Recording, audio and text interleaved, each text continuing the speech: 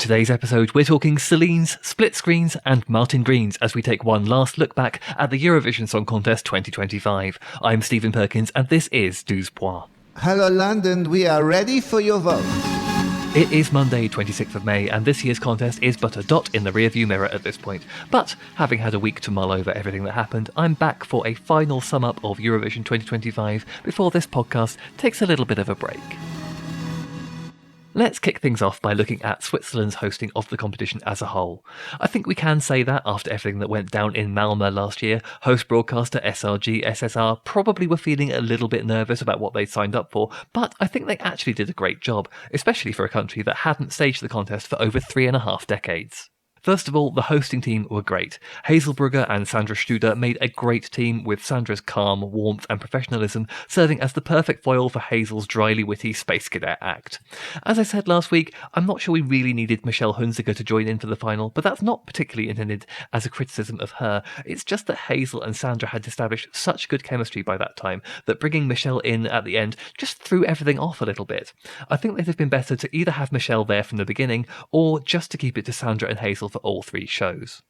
That's not to say that everything about the production was flawless, of course. I still didn't like the stage in the arena very much because the setup of a long, thin stage at the front and a smaller, squarer performance space at the back linked by a catwalk just didn't really work for a lot of the performances, and it left a lot of the acts running around from one end to the other when they didn't really need to be. Quite often it felt like the performers were working for the benefit of the stage rather than the other way around.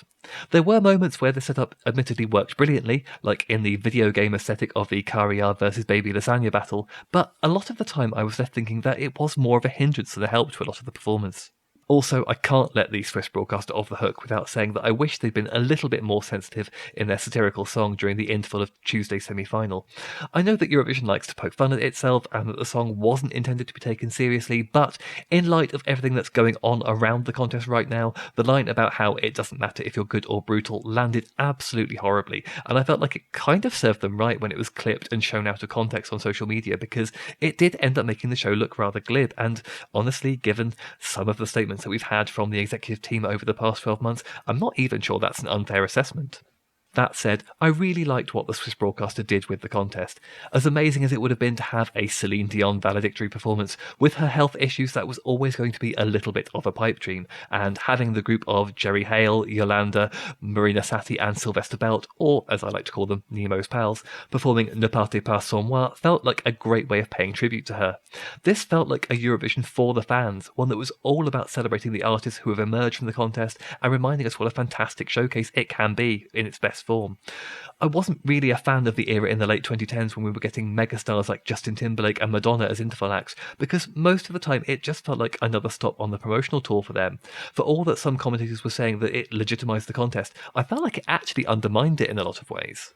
As a viewer and a fan of the contest, it meant so much more to me to have an interval act like this year's with Baby Lasagna and Kariya coming back, both celebrating their televote wins and looking forward to their future as artists, and I genuinely think this is the sort of thing that the competition does need more of. I know it is a tricky balance to strike, because what you don't want to do is confuse the casual viewers who make up a significant chunk of the Saturday night audience, but I think even those who didn't immediately know who these two guys were still thought that performance was one of the highlights of the evening. Plus, I have enjoyed the tongue-in-cheek suggestions from various fans that they should in fact make this a recurring element, and next year can be Kariya versus Baby Lasagna versus Yuval Raphael. While we're here, I should also talk about the new semi-final reveal system one last time. I don't know if that is here to stay, and I still think it was kind of an unnecessary change, but if that is sticking around for next year and potentially the future in general, I'm kind of okay with that. It did at least give us the what the hell moment in semi-final 1, where we had the Portugal, Azerbaijan and Slovenia split screen, and we knew that one of these countries had somehow beaten the odds. It's not a flawless system still, but it is not the disaster that I feared, and given that changing the semi-final reveal has been on the agenda of pretty much every host broadcaster for the last few years, maybe now that it's been done, we can stop going on about it and focus on other things. And before we wrap up on the presentation side of things, I would just like to give a final special shout out to whoever it was on the production team who decided that the running order in the grand final should go straight from Austria to Iceland, putting both of the nautical theme stagings next to each other and fulfilling the Coit Tomb and Laura prophecy from 2017 by giving us 2 silly boats in the sea. Thank you very much. Okay, let's move on to the results of this year's contest, and I think we should start with hearty congratulations for Austria and JJ, whose victory I think was kind of overshadowed by the circumstances that surrounded it, and while that was inevitable given the way things played out, I do think that's rather a shame. I've listened to this year's songs a lot in the last week, and I've sung quite a lot of them too, so apologies to my neighbours, and I really think that Wasted Love stands up with the best of the recent winners. I still don't know if I'm 100% sold on the staging because it was overly busy and at times unintentionally funny, but I think JJ sang and sold the hell out of the song on stage, and it made for a very deserving winner that frankly deserved a little bit of a better narrative than the one it ended up with. Overall, this year's results were strange, and I don't think we can get away from that. I'm not sure any of us correctly predicted exactly how this was going to go, and there were a lot of surprises, both in the semis and in the final. Things I was not expecting in the final included the jury's love for Estonia, 9th place, the jury's baffling indifference to Albania, 16th place, the televoters' lack of appreciation for France, 14th place, and Switzerland, 0 points, and Greece breaking through with both juries and televoters to finish 6th, their best result for over 10 years.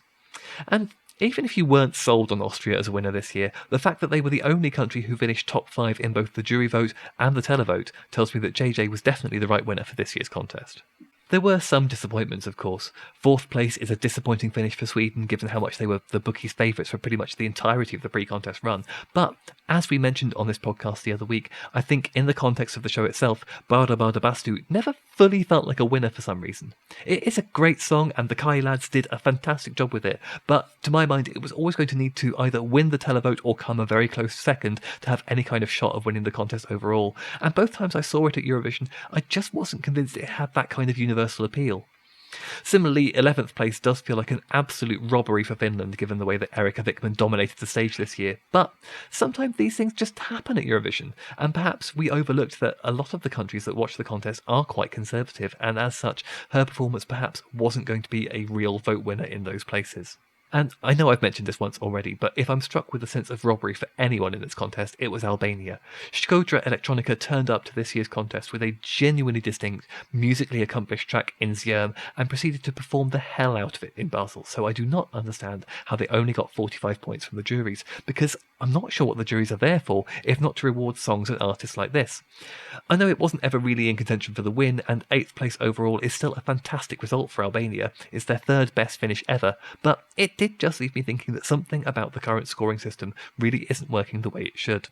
And deep breath, everybody. That brings me to the elephant in the room, I guess. We talked about this on the Reaction podcast last week, but ultimately the takeaway from this year's Eurovision is that something needs to change because the current voting system is too open to abuse. For the 2nd year in a row, the voting sequence wasn't particularly fun to watch. It was just stressful. The inevitable anticipation of Israel's sweep of the televote, followed by the grim wait to see if anyone else had enough cross-audience appeal to overtake them. Frankly, the EBU has been lucky twice in a row now that it hasn't had to contend with the reality of Israel winning and hosting the contest. But it shouldn't be coming down to luck, and sooner or later, the EBU's luck is probably going to run out. Right now, whether by chance or design, the juries are doing the job of keeping Israel away from the trophy. But because there wasn't a runaway jury favourite this year the same way that Sweden or Switzerland were in 2023 and 2024, Israel got a lot closer to the win through their monopolising of the televote. And frankly, this situation is putting the juries in a dangerous position because you only need to look at what happened with the Irish jury this year. Now, Ireland is not especially known as a nation that is overly sympathetic to Israel, so there was some surprise when the Irish jury gave them 7 points this year. And this was a very split decision, as it turned out that 3 of Ireland's jurors had New Day Will Rise in their top 4, while the other 2 had them 20th and 23rd. This has led to members of the jury facing harassment on the internet over the voting, and some of them even getting angry phone calls at their workplaces.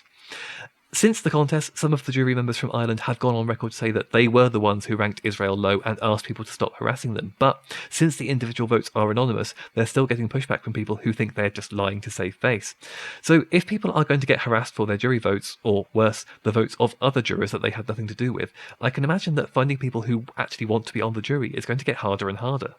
And more to the point, it should not be the job of the jurors to stop Israel from winning, because it should not be the case that a country is allowed to enter the contest but not to win it, because that just makes a nonsense of the whole thing. Through allowing Israel to compete, the EBU is saying that they are allowed to win, but they seem to be hoping that they can just swerve that from actually happening until such a time as the political situation is less contentious, and that, I think, is incredibly naive of them. And as much as anything, a contest where everybody knows Israel is going to take the lion's share of the televote every year is not much fun for anyone, because even if you take the political element out of it, it still means that this is hoovering up a load of points that are now not available for other songs, which in turn gives the juries more power, which is only going to disenfranchise the audience the longer it goes on. Ultimately, the situation as it currently stands is not workable, and it needs to be changed. It's down to the EBU to figure out what that change needs to be, whether it's shortening the voting window, which impacts the participating broadcaster's revenue, or reducing the number of votes available per number, again, the same impact on the broadcasters, or possibly just limiting the number of votes you can give one particular country, a bit like they do in Junior Eurovision. But I'm still not entirely sure how much of an appetite there is for doing this within the EBU currently, as they still seem to be a bit fixated on the idea that there isn't really a problem in the first place. We got that slightly bizarre open letter from contest director Martin Green to the fandom this week, where he reassured us of the multiple checks and balances that go into ensuring the voting in the Eurovision Song Contest produces a valid result, but also saying that the EBU will be looking at the promotion of acts by their delegations and associated parties, and the number of votes allowed per person. But the bit of the letter that really stood out to me as being quite odd was, and I'm going to quote from it here,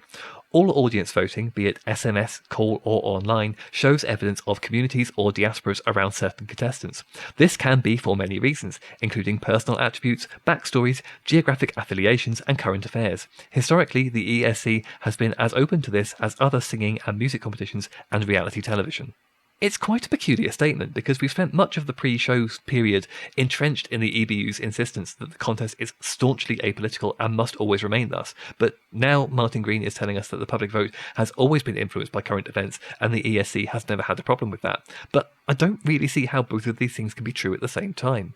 I think the comms from the EBU on this issue have been quite poor this year, and they show a kind of naivety about how much this conversation is just weighing the whole contest down. Everything from them has been about how the vote is robust and valid and isn't being externally influenced in any way, but the results from the last 2 years just really don't back that up. And with Spain, Norway, Ireland, the Netherlands and Belgium all already either requesting a vote audit or making plans to speak to the EBU about potential changes to the voting system, I'm not sure how much longer they can just bury their heads in the sand and pretend everything is fine.